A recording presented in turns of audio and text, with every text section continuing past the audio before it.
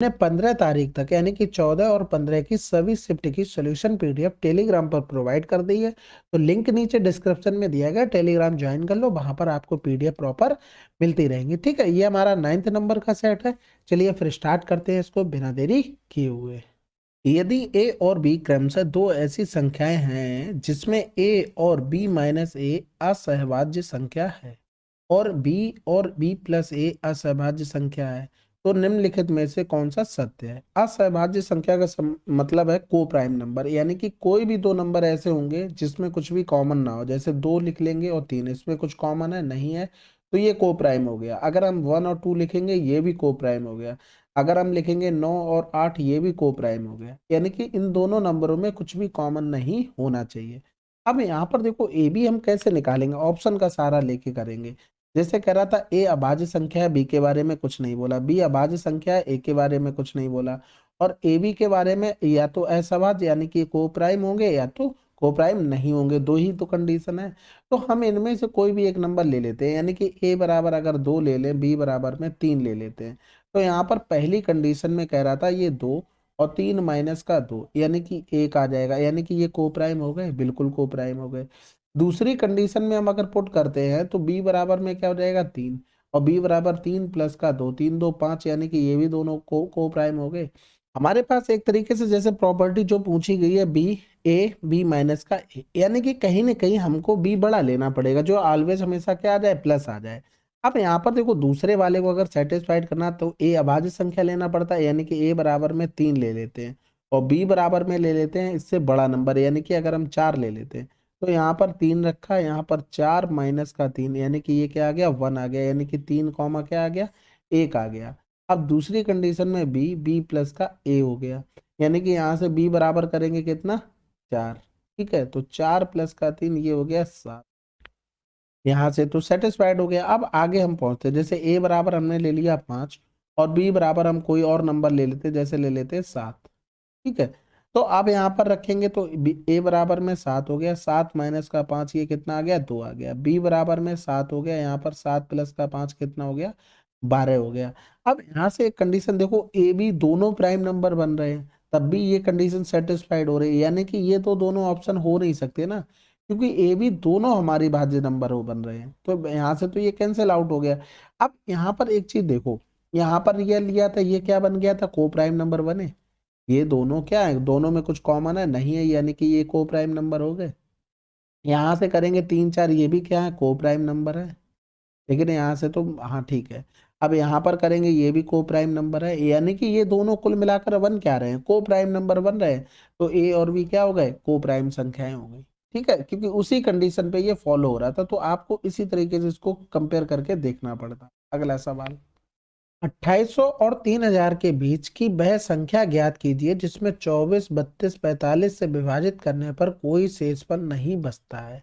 यानी कि हमें क्या करना है कि बीच वह संख्या ज्ञात कीजिए। देखो 24 के लिए 8 तिया 24 हो रहा है, ठीक है, यहाँ पर करेंगे तो 4 अट्ठे 32 हो रहा है, यहाँ पर 9 पन्ने में 45 हो रहा है। पहले में 9 की डिविजिबिलिटी चेक करते हैं, तो 8 8 16 2 18, 9 की डिविजिबिलिटी है।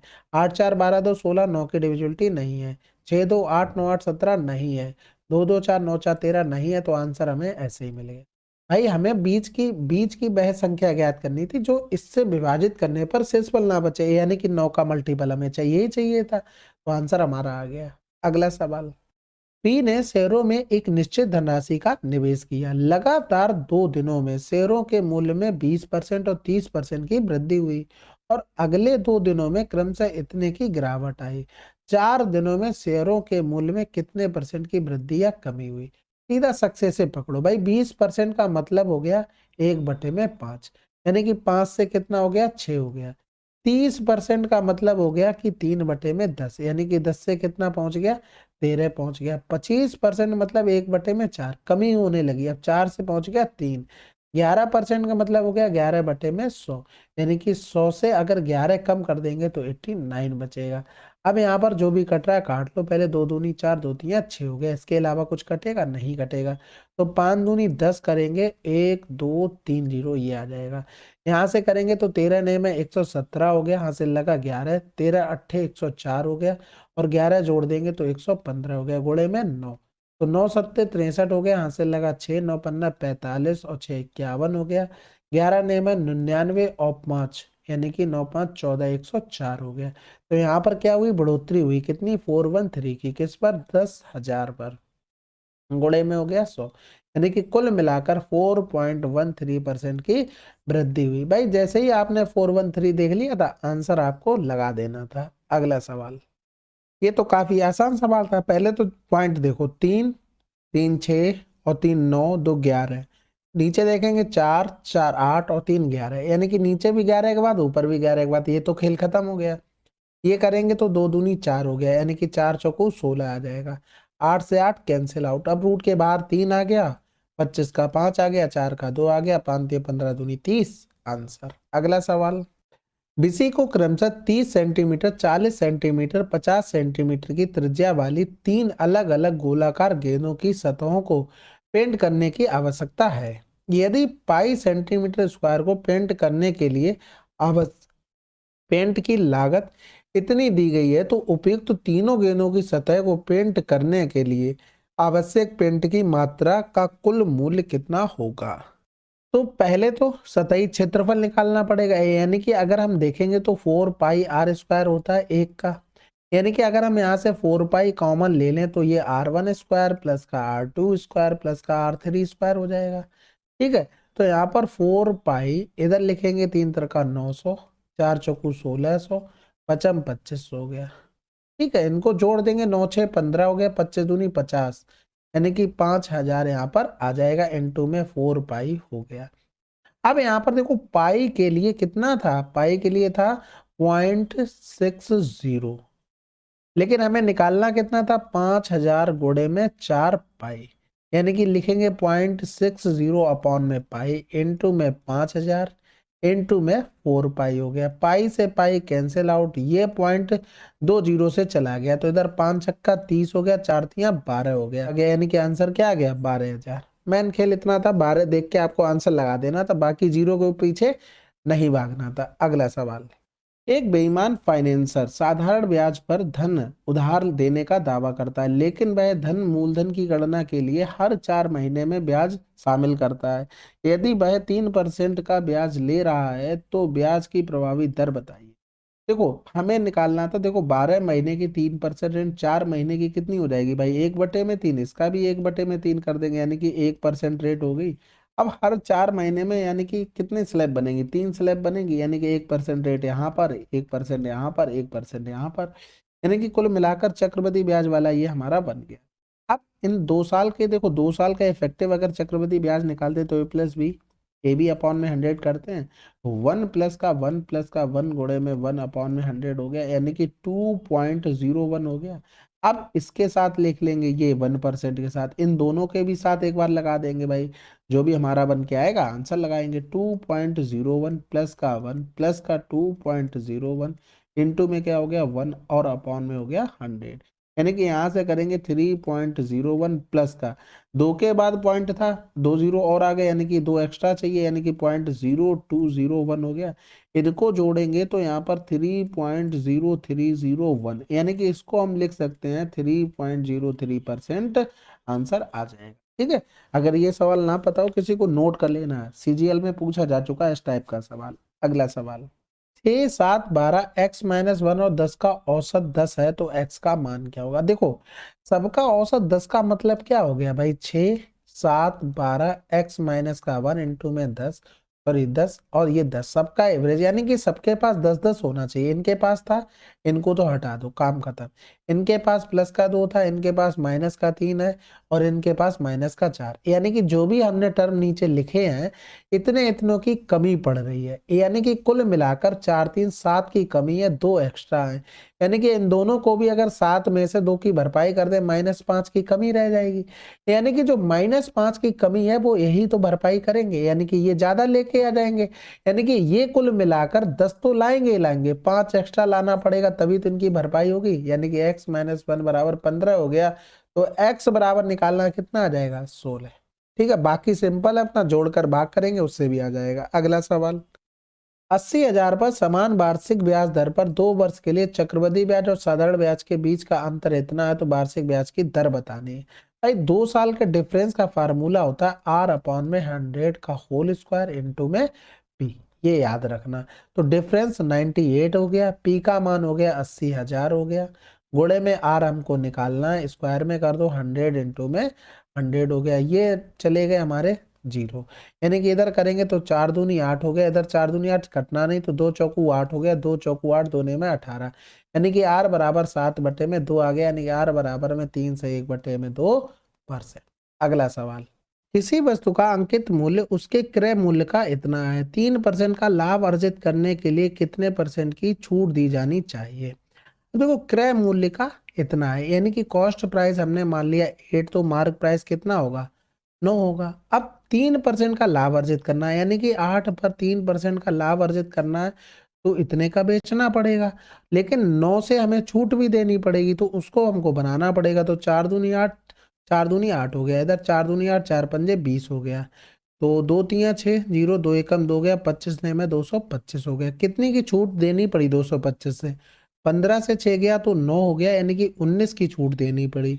19 की छूट 225 पर गुणे में 100 हो गया, 25 ने में 225, 25 चौकू 100, 19 चौक 76/9 हो गया, तो 9 अट्ठे 72 हो गया। एक ही ऑप्शन में 8 था आंसर। अगला सवाल, ए रेशियो भी ये दिया गया था, यहाँ पर हमसे ये पूछा गया, देखो पावर ए और बी की देखो ऊपर नीचे सेम लिखी है, बिल्कुल सेम लिखी, तो डायरेक्ट मान रख दो। 5 का क्यूब करेंगे तो 5 का क्यूब 125, माइनस का 3 त्रिका 9 तिया 27, इधर हो जाएगा 125 प्लस का 27, तो 15 से 7 गया 8 हो गया, 11 से 2 गया तो 9, बटे में 7 5 12 की 2, यहाँ से लगा 1, 3 2 5 हो गया और 1 हो गया। यहाँ से करेंगे तो 2 चौकू 8, 2 ने में 18, 2 सत्ते 14, 2 छक्के 12 आंसर। अगला सवाल, एक मशीन को 20% के लाभ पर इतने में बेचा जाता है, इतने में बेचा जाता है, तो लाभ या हानि बतानी है। भाई देखो 100 की चीज थी, 20% का प्रॉफिट होगा तो 120, अब दूसरा निकालेंगे देखेंगे कितना कम ज्यादा है, यानी कि 4800 का मान हमको दिया गया था 120, हमें निकालना था 4500 का मान,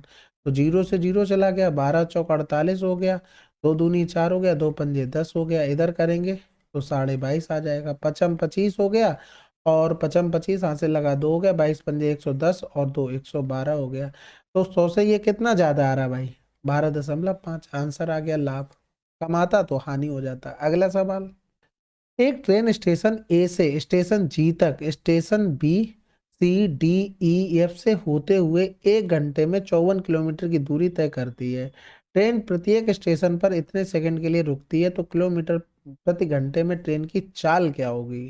तो देखो प्रत्येक स्टेशन पर 72 सेकंड रुकती, कितनी स्टेशन थी 1 2 3 4 5, यानी कि टोटल इतनी सेकंड वो रुकी होगी। अब इसको घंटे में बनाने के लिए पहले तो मिनट में बनाएंगे 60 का भाग, फिर घंटे में बनाने के लिए फिर से 60 का भाग, यानी कि 12 छंग 72, 12 पंजे 60, कैंसिल आउट हो गया।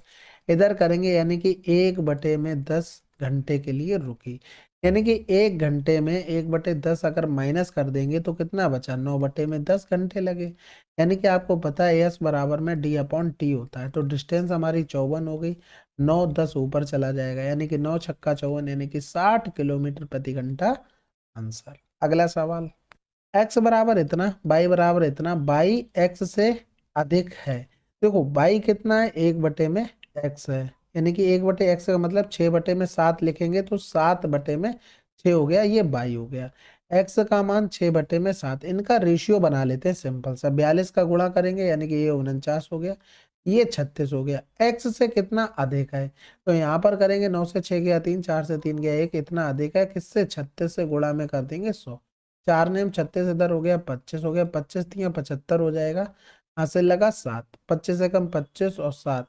32/9, तो इधर करेंगे 9 तिया 27 हो गया, 5 बच गया, फिर 9 छक्का 54 हो गया, तो 36 मिल गया, आंसर लगा दो।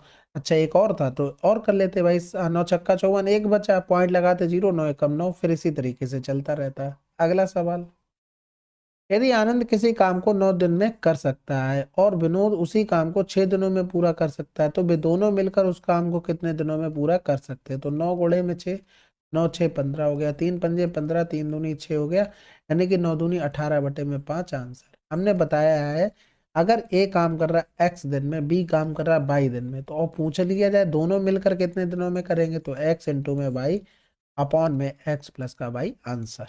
अगला सवाल, यदि एक अर्धगोले के बृहत वृत्त की परिधि 9 पाई है तो अर्धगोले का संपूर्ण पृष्ठीय क्षेत्रफल बताएं। देखो बृहत वृत्त यानी कि अर्धगोले का जो वृत्त बना है, देखो यहाँ पर वृत्त क्या बनेगा, ये ही तो वृत्त बनेगा भाई। एक आलू लोगे, आलू के दो पीस में काट लो, जो ऊपर पार्ट निकलेगा वो क्या निकलेगा, सर्किल निकलेगा। यानी कि इसकी अगर परिधि लिखेंगे तो 2 पाई आर हो गया, इसी का मान दिया गया था 9 पाई, यानी कि आर बराबर क्या आ गया, 9/2। तो कह रहा था अर्धगोले का संपूर्ण पृष्ठीय क्षेत्रफल क्या होता है, 3 पाई आर स्क्वायर होता है। 3 पाई आर स्क्वायर, क्योंकि देखो पूरे का अगर करते पूरे गोले का 4 पाई आर स्क्वायर, आधा कर देंगे तो 2 पाई आर स्क्वायर हो गया। लेकिन ये सर्किल वाला नया बन जाता है, सरफेस एरिया टोटल अगर संपूर्ण पूछते तो ये भी जुड़ेगा, तो ये पाई आर स्क्वायर और ऐड हो जाए। ठीक है, तो 3 गुणे में पाई का तो मान रखना नहीं है, और 9 ने 81/2 हो गया, यानी कि 3 एकम 3, 3 अट्ठे 24/4 इंटू में पाई हो गया। 4 × 24 भाग जाएगा नहीं, 4 × 7 = 28, 4 × 5 = 20, यानी कि 60.75 हमारा आंसर आ गया। चलिए फिर 16 की शिफ्ट ये 3 हमारी समाप्त हो